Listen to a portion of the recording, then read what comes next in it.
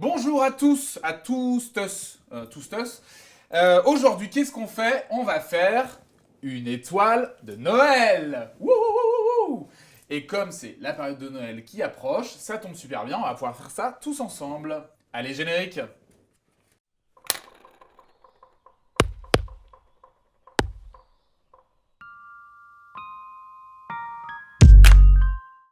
Tes paupières sont lourdes. Et tu sens que tu vas venir commander sur montenly.com. Pour commencer, présentation dans les règles du matériel bien sûr. Nous avons une feuille de papier, alors là c'est presque, on va dire une bande de papier. Donc 22,5 par 6, ça c'est notre bande de papier. On va avoir besoin bien sûr, comme d'habitude, de la petite et la grande règle. Un crayon à papier de type Critérium ou autre. Notre super machine à plier. Comment je l'appelais déjà? Le plieur. Le plioir. Le pinceau et la colle. Beaucoup de paillettes parce que les paillettes pour la magie de Noël c'est génial. On va commencer par tracer le patron que vous trouvez dans la description de la vidéo juste en dessous sur notre bande de papier. Les 22,5 on va les diviser en petites tranches de 1,5 cm. Donc on va faire autant de tranches de 1,5 cm pour faire 22,5. Je suis toujours pas très fort en maths. Et les 6 cm, on va d'abord tracer le milieu à 3 et ensuite on va faire un marquage tous les 2 cm. J'ai mes 22,5 et je vais faire un marquage tous les 1,5 comme je vous l'ai dit.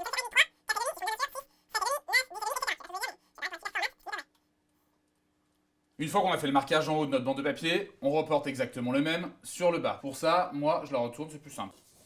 Une fois qu'on a marqué ces traits, on va les tracer avec notre petite règle qui est beaucoup plus pratique que la grande pour faire des petits tracés.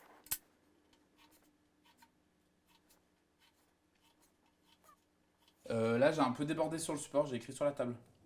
C'est pas grave.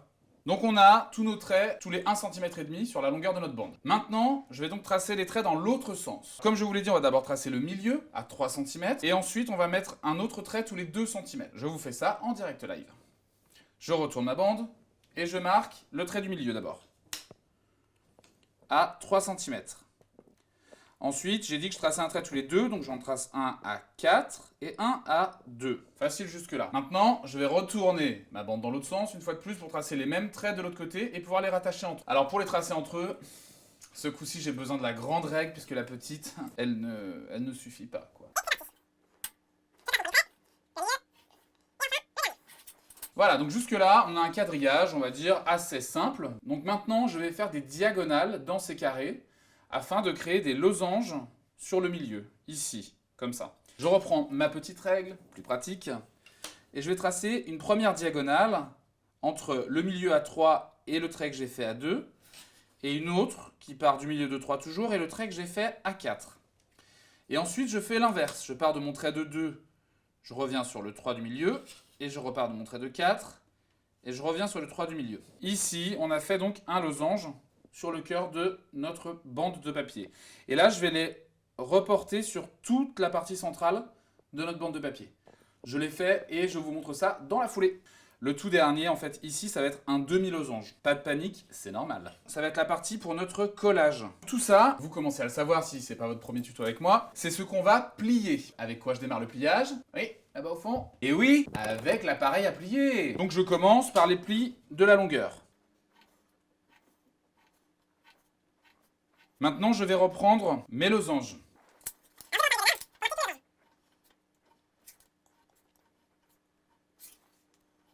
Voilà, donc là, je vous le montre, mais ça se voit pas non plus des masses, mais j'ai appuyé tous les plis avec... Il est parti derrière, hein. Alors, attends. Oh là là, il est derrière le meuble, hein. Ah, c'est bon, je l'ai retrouvé. Il est parti loin, hein. Maintenant que j'ai marqué mes plis, il me reste à les plier. Pour ça, je vais avoir besoin, bien sûr, de mon plioir. Je commence par le premier tout en bas. Il est déjà marqué, donc c'est facile à plier. Coup de plioir pour bien aplatir, et hop. Je continue. Et ça, jusqu'en haut de la bande.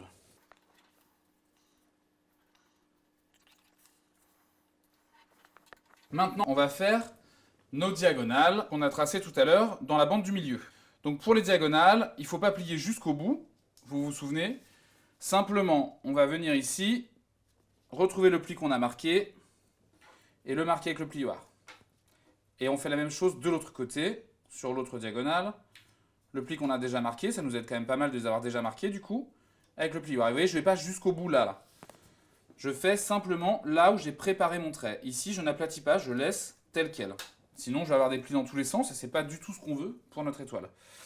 Donc je vais faire ça sur toutes les diagonales. Tous les plis sont donc marqués. Maintenant, il va falloir faire la mise en place puisque à l'arrivée, je vous rappelle qu'on veut obtenir cette petite forme d'étoile.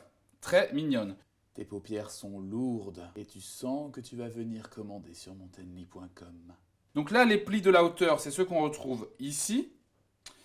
Et les plis des diagonales, c'est ceux qui vont faire ces plis-là. Je vais d'abord plier toutes mes hauteurs dans le sens où je vais en faire une sur deux comme un accordéon, comme pour faire un éventail quand on était petit à l'école. Je commence dans ce sens et je continue là. Une en dessous, une en dessus.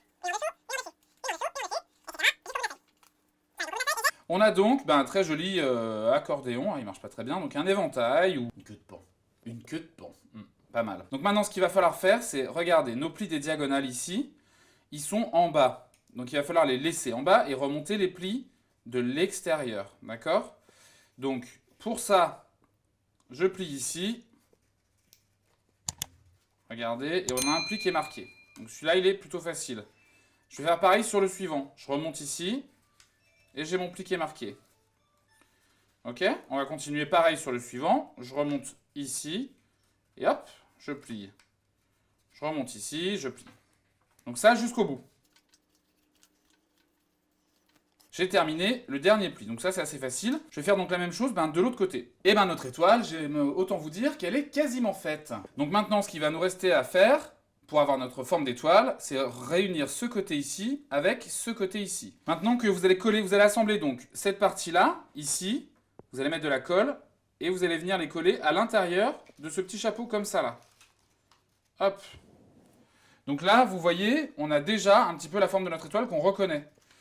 Une fois que ce sera collé, que ça tiendra bien, il faudra venir ici retourner ça comme ça, pour que ça fasse la forme de l'étoile.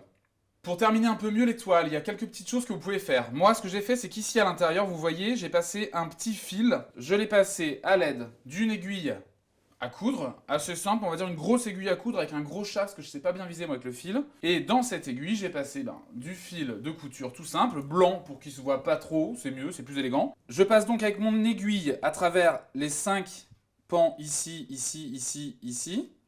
Et vous voyez, on a un petit cercle, alors je sais pas si vous le voyez, il y a un petit cercle avec du fil. Et ensuite, je fais un nœud pour resserrer tout ça. Et j'ai fait la même chose de l'autre côté, vous voyez, on voit le même fil avec le petit nœud. Bien sûr, vient le moment de la suspendre. Tes paupières sont lourdes et tu sens que tu vas venir commander sur montenly.com. Pareil, j'ai pris une grosse aiguille, un peu plus grosse que celle-ci, et j'ai percé ici.